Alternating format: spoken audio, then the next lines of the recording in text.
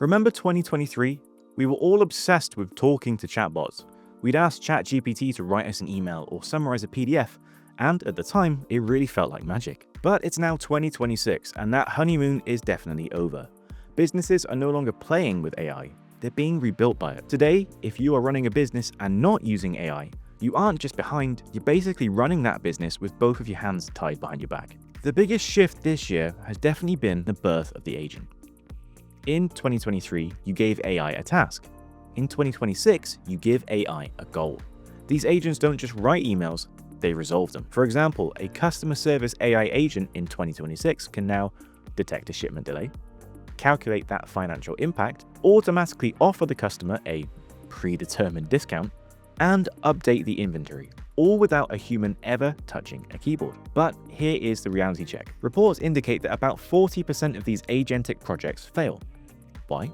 Well, it's because businesses are trying to automate processes that were already broken. In 2026, the winners are those that have already adapted their workflows to a silicon-based workforce. Now, you'd think with all this talk about AI agents, that means that humans are now obsolete. Well, it's actually the opposite. We're seeing the rise of the human premium.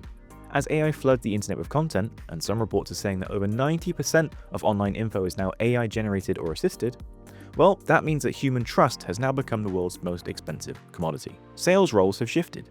If you're just a transactional salesperson, well, you don't have a business anymore. An agent can do that. But if you're a relationship architect, someone who handles high-stakes negotiation and high IQ empathy, well, your value has just skyrocketed. In 2026, we don't pay for information anymore. We pay for judgment and accountability. Now, if you're a marketing lead, you need to listen up. The click is dying. We've entered the era of zero-visit visibility.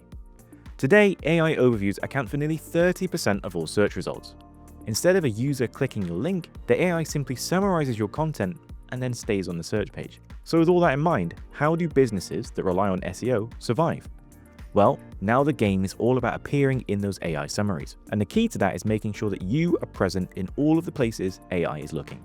A really good example of this is Reddit. It's a super popular social media platform that is filled with opinions and answers to questions all in the form of text. And that makes it a perfect resource for AI models to check for answers to the specific questions that they are getting. Ironically, it also means that now your website content is more important than ever, and really should focus on answering the questions that your customers or clients have. If it's an easy answer, AI is going to love presenting that to curious people, and your brand name will be right there alongside the answer and in the citations. Finally, let's talk tech stacks. In 2024, we sent all of our data to the cloud.